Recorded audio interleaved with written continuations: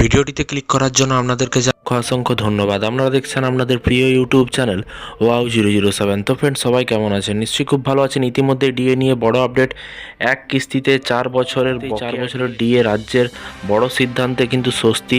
তবুও কিন্তু জারি কিন্তু বিতর্ক জারি আছে। পুরো 4 বছরের কিস্তি এক সপ্তাহে কিন্তু একবারে দিতে চলেছে। কি বলা হয়েছে চলুন বিস্তারিত জেনে নেওয়া যাক। এখানে বলা হয়েছে দীর্ঘ প্রতীক্ষার অবসান ঘটিয়ে রাজ্য সরকারি কর্মচারীদের জন্য বড় ঘোষণা।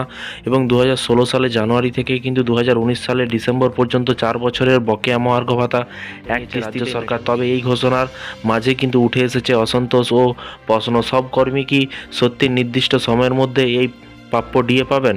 কি জানালেন রাজ্য সরকার চলুন দেখে নেওয়া যাক। নবান্নের সূত্রে জানা গিয়েছে 23শে মার্চ জারি করা সংশোধিত বিজ্ঞপ্তি অনুযায়ী কিন্তু 31শে মার্চের মধ্যে কর্মরত অবসরপ্রাপ্ত ও মৃত কর্মীদের পরিবার সকলেই কিন্তু বকেয়া ডিএর 100% কিন্তু পাবেন। অবসরপ্রাপ্ত কর্মী এবং ফ্যামিলি পেনশন প্রাপক এবং চতুর্থ শ্রেণীর কর্মীদের কিন্তু টাকা সরকার সরাসরি কিন্তু ব্যাংক অ্যাকাউন্টে জমা হবে এবং কর্মীদের ক্ষেত্রে কিন্তু অর্থ জমা পড়বে জিপিএফ অ্যাকাউন্টে। এর পাশাপাশি আরও বলা হয়েছে, দেখতে পাচ্ছেন, এছাড়াও 2008 থেকে 2015 সালে বকেয়া ডিএ 25% এখন মেটানো হবে বলে কিন্তু জানানো হয়েছে।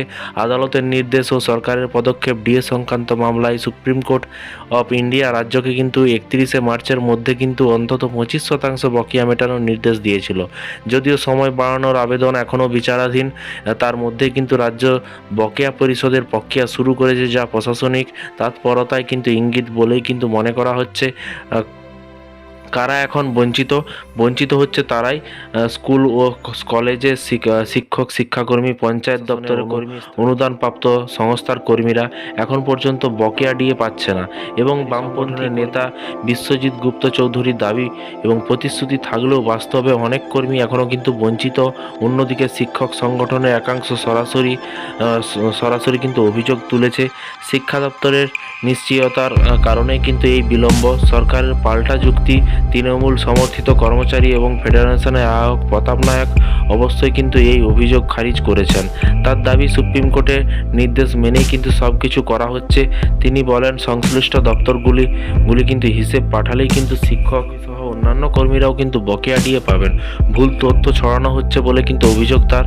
নতুন পোর্টাল চালু, এই পুরো প্রক্রিয়াকে কিন্তু স্বচ্ছ করতে অর্থ দপ্তর একটি বিশেষ পোর্টাল চালু করেছে। সেখানে কিন্তু 2016 থেকে 19 পর্যন্ত কিন্তু বকেয়া ডিএর হিসেব আপলোড করা হয়েছে। কর্মীরা নিজেরাই লগ ইন করে তাদের প্রাপ্য অর্থ জানতে পারবেন। 4 বছরের বকেয়া ডিএ এক কিস্তিতে মেটানোর সিদ্ধান্তে নিঃসন্দেহে বড়জনের ক্ষেত্রে সমতা ও স্বচ্ছতা বজায় রাখা এখন সরকারের কাছে বড় চ্যালেঞ্জ। সব নির্দিষ্ট কর্মী এবং নির্দিষ্ট সময়ের মধ্যে প্রাপ্য ডিএ পান কিনা সেটাই কিন্তু এখন কিন্তু নজরে সকলের। তো ফ্রেন্ডস, এই ছিল আজকে একটি ছোট্ট আপডেট। আপনাদের মতামত নিচে কমেন্ট বক্সে কমেন্ট করে জানাবেন। ভিডিওটি ভালো লাগলে একটি লাইক করবেন। এই ধরনের আপডেট পেতে লাইক করে পাশে থাকা বেল আইকনটিতে প্রেস করে রাখতে ভুলবেন না। ভালো থাকবেন, সুস্থ থাকবেন এবং নিজের খেয়াল রাখবেন। Thank you.